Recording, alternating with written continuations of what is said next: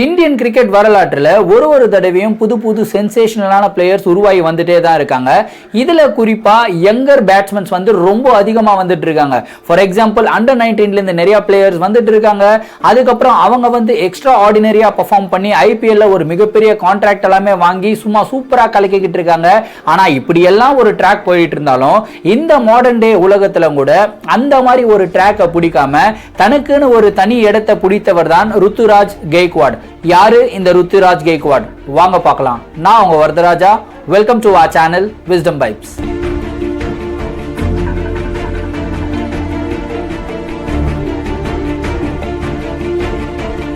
நம்ம கதையோட ஆரம்பம் எப்போ ஆரம்பிக்குது அப்படின்னு வந்து பார்த்தீங்கன்னா 31 ஜனவரி 1997 பூனேல ருத்துராஜ் கெய்க்வாட் வந்து பிறக்கிறாரு. இவர் பிறக்கிறது நார்மலான மிடில் கிளாஸ் குடும்பம்லாம் கிடையாது, ஒரு ஹையர் மிடில் கிளாஸ் குடும்பம் அப்படின்னு சொல்லலாம். என்னதான் பூனே 150 கிலோமீட்டர் தான் டிஸ்டன்ஸ் பாம்பேல இருந்து எவ்வளவோ பிளேயர்ஸ் இந்தியாக்காக விளையாடி இருக்காங்க.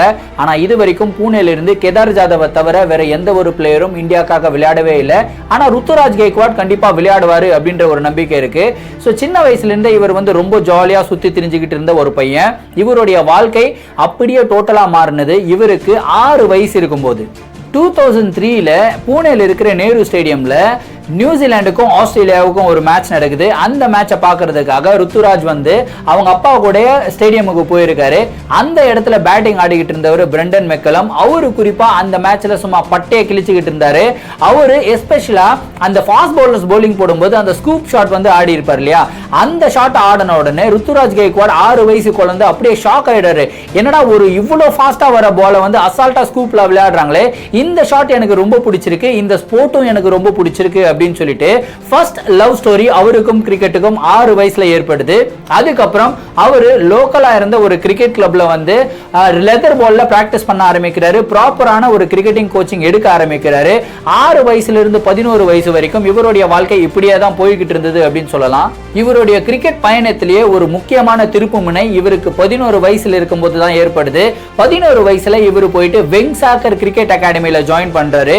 அந்த இடத்துல தான் ருத்துராஜ் கெய்க்வாட ஒரு மிகப்பெரிய பேட்ஸ்மேனா உருவாகிறதுக்கு உண்டான வித்துக்கள் இழப்பட்டது அப்படின்னு சொல்லலாம். சோ 11 வயசுல இருந்து அந்த இடத்துல ஒரு சூப்பரான ஒரு ட்ரெயினிங் இது வரைக்குமே அவர் எடுத்துக்கிட்டு இருக்காரு. அந்த இடத்துல சூப்பரா பெர்ஃபார்ம் பண்ணதுக்கு அப்புறம் இவர் வந்து மகாராஷ்டிராவோட அண்டர் 14 அண்ட் அண்டர் 16 டீம்ல செலக்ட் ஆகி அங்கேயும் வந்து சூப்பரா விளையாடிக்கிட்டு இருந்திருக்காரு. என்னதான் இவர் அண்டர் 14 அண்ட் அண்டர் 16ல ரொம்ப சூப்பரா கலக்கிக்கிட்டு இருந்தாலும் அண்டர் 19ல ப்ராப்பரான ஒரு பெர்ஃபார்மன்ஸ் கண்டிப்பா கொடுத்தே ஆகணும் அப்படின்ற ஒரு பிரஷர்ல ருத்துராஜ் இருக்காரு. சோ இதுக்கு இவருக்கு சூப்பரான ஆப்பர்ச்சுனிட்டி எப்ப கிடைக்குதுன்னு கேட்டீங்கன்னா அண்டர் 19ல இவருக்கு கூச் பிஹார் டிராஃபி அப்படின்ற ஒரு டோர்னமெண்ட்ல விளையாடுறதுக்கு உண்டான ஆப்பர்ச்சுனிட்டி கிடைக்குது. அந்த டோர்னமெண்ட்ல 7 மேட்ச்ல 826 ரன் அடிச்சு 3 செஞ்சுரி 1 ஹாஃப் செஞ்சுரி அடிச்சு ருத்துராஜ் வந்து பயங்கரமா கலக்கி இருக்காரு. அதுக்கப்புறம் மகாராஷ்டிராவோட இன்விடேஷன் டோர்னமெண்ட்ல வந்து அவருக்கு விளையாடுறதுக்கு வாய்ப்பு கிடைக்குது. அந்த டோர்னமெண்ட்ல அண்டர் 19ல முதல் தடவையா 300 ரன்ஸுக்கு மேல அடிச்ச ஒரு பிளேயர் ருத்துராஜ் தான். இந்த மாதிரி ஒரு சூப்பரான பெர்ஃபார்மன்ஸ் எல்லாம் கொடுத்ததுக்கு அப்புறம் இவரை வந்து 2016 உடைய அண்டர் 19 வேர்ல்ட் கப் ப்ராபபிள் லிஸ்ட்ல வந்து சேர்க்கறாங்க. அண்ட் அன்பார்ச்சுனேட்லி அவர்னால அந்த டீம்ல கிராக் பண்ண முடியல. சோ இவர் வந்து யோசிச்ச விஷயம், நான் என்னதான் நல்லா பெர்ஃபார்ம் பண்ணாலும் ஒரு சின்ன சிட்டில இருந்து வந்த ஒரு காரணத்தினால என்னால ஒரு இந்தியன் கிரிக்கெட் டீமுக்குள்ள கிராக் பண்ண முடியலையே அப்படின்ற ஒரு வருத்தம் இவருடைய மனசுக்குள்ள இருந்துகிட்டே தான் இருந்தது. சோ இவரு இன்னொரு ஆப்பர்ச்சுனிட்டிக்காக வெயிட் பண்ணிக்கிட்டு இருந்தாரு. அந்த ஆப்பர்ச்சுனிட்டி நெக்ஸ்ட் இயர் உடைய கூச் பிஹார் டிராஃபில அவருக்கு கிடைக்குது. இதுலயும் 7 மேட்ச்ல 875 ரன் அடிக்கிறாரு. ஆனா இந்த வாட்டி 4 செஞ்சுரி 350 அடிச்சு அந்த கூச் பிஹார் டோர்னமெண்ட்டே அப்படியே சும்மா கலக்குனாரு அப்படின்னு சொல்லலாம். அதுக்கப்புறம் இவரு நினைச்சும் கூட பார்க்காத ஒரு விஷயம் இவருக்கு கிடைக்குது.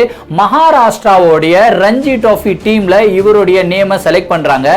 சோ 19 வயசுல மகாராஷ்டிராக்காக ரஞ்சி டிராஃபி டீம்ல வந்து இவர் இடம் பிடிக்கிறாரு.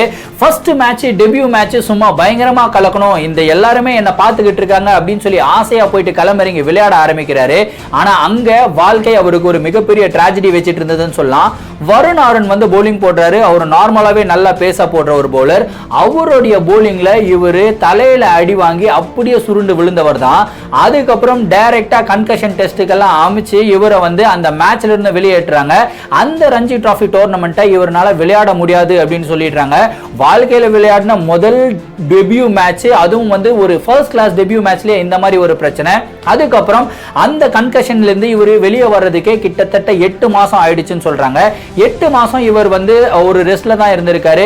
கிரிக்கெட்ல இருந்து கொஞ்சம் தூரமா தான் இருந்திருக்காரு. அப்ப வாழ்க்கையில முதல் தடவையா ருத்துராஜ் வந்து பயங்கரமா பயப்பட்டு இருக்காரு. என்னடா நம்ம ரெகுலரா விளையாடிக்கிட்டு இருக்கும் போதே நம்மளுடைய பேரை யாரும் எடுக்க மாட்டாங்க, ஆனா 8 மாசம் ஒரு கேப் ஆகி போச்சு. கேப் ஆனதுக்கு அப்புறம் திரும்பி போய் விளையாடும் போது என்ன அக்செப்ட் பண்ணுவாங்களா அப்படின்ற ஒரு டவுட் அவருடைய மனசுக்குள்ள இருந்துகிட்டே இருந்தது. ஆனா என்னதான் டவுட் இருந்தாலும் அவருடைய எபிலிட்டிஸ் மேல அவருக்கு ரொம்ப ரொம்ப நம்பிக்கை இருந்ததுன்னு சொல்லலாம். திரும்பியும் அவர் கடவுள் கிட்ட கேட்ட ஒரே ஒரு விஷயம், எனக்கு இன்னொரு ஆப்பர்ச்சுனிட்டி வேணும் அப்படின்றதுதான். அந்த ஆப்பர்ச்சுனிட்டி அவருக்கு எப்ப கிடைக்குதுன்னா, ஹிமாச்சல் பிரதேஷுக்கு எதிராக ஒரு ஓடிஐ மேட்ச் விளையாடுறாங்க. அந்த மேட்ச்ல இவரு ஓபனிங் இறங்கி 110 பால்ல 132 ரன் அடிச்சு one of the best opening batsman அப்படின்னு பேசுற அளவுக்கு ரொம்ப சூப்பரா விளையாடி இருந்தாரு. அதுக்கப்புறம் திரும்பியும் அவர் வெயிட் பண்ணிக்கிட்டு இருந்த ஒரு விஷயம் என்னன்னா, திரும்பியும் ரஞ்சி டிராஃபில எனக்கு ஒரு வாய்ப்பு கிடைக்கணும் அப்படின்னு சொல்லி 2018 and 2019 உடைய ரஞ்சி டிராஃபி சீசன்ல இவரு சூப்பரா கலக்கி 456 ரன்ஸ் அடிச்சிருந்தாரு. அதுக்கப்புறம் அதே வருஷத்துடைய விஜய் ஹசாரே டிராஃபில கிட்டத்தட்ட 365 ரன்ஸ் அடிச்சு அந்த விஜய் ஹசாரே டிராஃபியோட second most highest run getter அப்படின்ற ஒரு பேரையும் வித் ருத்துராஜ் வாங்குறாரு. இந்த மாதிரி ஒரு பெர்ஃபார்மன்ஸஸ்க்கு அப்புறம் இவரை இந்தியன் பி டீம்ல செலக்ட் பண்றாங்க. அங்கேயும் போயிட்டு ரொம்ப சூப்பரா கலக்கினதுக்கு அப்புறம் இந்தியா ஏ டீம்ல இவருக்கு ஒரு வாய்ப்பு கிடைக்குது. அந்த வாய்ப்பை சூப்பரா பயன்படுத்திக்கிட்டார் அப்படின்னு சொல்லலாம். ஏன்னா குறிப்பா இந்தியா ஏ டீம்ல ஓபனிங்ல விளையாடும் போது இவர் ஒரு மேட்ச்ல ரெண்டு மேட்ச்ல பேக் டு பேக் செஞ்சுரிஸ் அடிச்சிருக்காரு. ஃபர்ஸ்ட் மேட்ச்ல 136 பால்ஸ்ல 187 ரன்ஸ் அடிச்சிருக்காரு. ரெண்டாவது மேட்ச்ல 125 ரன்ஸ் அடிச்சு ரொம்ப சூப்பரா பெர்ஃபார்ம் பண்ணிருக்காரு. இங்கேயும் அவர் யோசிச்ச விஷயம், சரி ஓகே, இந்தியா ஏ டீம் வந்து வெஸ்ட் இண்டீஸுக்கு ஒரு டூர் போக போறாங்க, அந்த டூர்ல என்னுடைய பேர் இடம் பிடிக்கும் அப்படின்னு சொல்லி நம்பிக்கிட்டு இருந்தாரு. ஆனா அன்பார்ச்சுனேட்லி இவரு பூனேல இருந்து வந்த ஒரே ஒரு காரணத்துக்காக இவருடைய பேரு அந்த டீம்ல இல்லவே இல்லை. சரி என்னடா பண்றது, நம்ம இதுக்கு மேல எப்படிடா பெர்ஃபார்ம் பண்றதுன்னு சொல்லி துவண்டு உட்கார்ந்துகிட்டு இருக்கும்போது, நீங்க ஒரு வேலை உங்களுடைய வாழ்க்கையில கரெக்டா பண்ணியிருந்தீங்கன்னா அந்த வேலைக்குண்டான பலன் நீங்க எதிர்பார்க்காத தருணத்துல உங்களை வந்து சேரும் அப்படின்னு சொல்லுவாங்க இல்லையா, அந்த மாதிரி அந்த டூருக்கு முன்னாடி என்ன ஆகுதுன்னா, பிருத்வி ஷா இந்தியன் ஏ டீம் உடைய ஓபனர் இன்ஜர் ஆயிடுறாரு.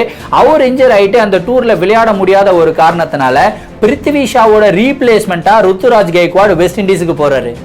வெஸ்ட் இண்டீஸுக்கு போயிட்டு 4 மேட்ச்ல 201 ரன்ஸ் அடிக்கிறாரு. சும்மா பயங்கரமா கலக்குறாரு. 51 அப்படின்ற ஆவரேஜ் வச்சு 2 ஹாஃப் செஞ்சுரி 1 செஞ்சுரி அடிக்கிறாரு. லாஸ்ட் மேட்ச்ல ஒரே ஒரு ரன் மட்டும் தான் அடிச்சிருக்காரு. பட் என்னதான் இருந்தாலும் இவருடைய பெர்ஃபார்மன்ஸ் எல்லாருமே பாராட்டினாங்க.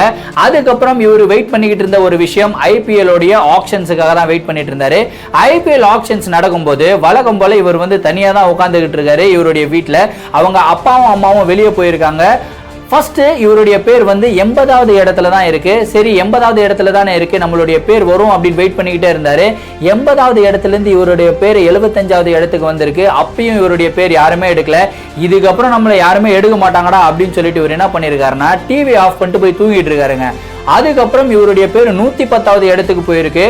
ஆனா இங்கேயும் அதே ஒரு விஷயம் தான், நீங்க ஒரு வேலையை கரெக்டா பண்ணியிருந்தீங்கன்னா அந்த வேலைக்கு உண்டான பலன் உங்களுக்கு எதிர்பார்க்காத தருணத்துல வந்து கிடைக்கும்னு சொல்லுவாங்க இல்லையா, அதுக்கேற்ற மாதிரி CSK அவரை 20 லட்சம் அப்படின்ற ஒரு பேஸ் பிரைஸ்ல வந்து செலக்ட் பண்றாங்க. செலக்ட் பண்ணதுக்கு அப்புறம் இவருக்கு வந்து கண்டினியூஸா மெசேஜஸ் எல்லாம் வந்திருக்கு. அவருடைய ஃப்ரெண்ட்ஸ் எல்லாமே ஃபோன் பண்ணிருக்காங்க. இவர் நம்பவே இல்லை, என்னடா இது இவ்வளவு பண்றாங்களே, நம்ம உண்மையாவே செலக்ட் ஆயிட்டோமா இல்ல சும்மா தான் கலாய்க்கிறாங்கன்னு சொல்லி படுத்து தூங்கி இருக்காரு. ஆனா அது வரைக்கும் அவர் நம்பாதவர், அவருடைய ஃப்ரெண்ட்ஸ் எல்லாமே நைட்டு 11:30 மணிக்கு என்ன பண்ணிருக்காங்கன்னா, ஒரு மிகப்பெரிய கேக்கை வாங்கிட்டு வந்து இவருடைய வீட்டுல இவரை எழுப்பி கேக்கை கட் பண்ண வச்சிருக்காங்க. அப்பதான் இவர் நியூஸை பார்த்திருக்காரு.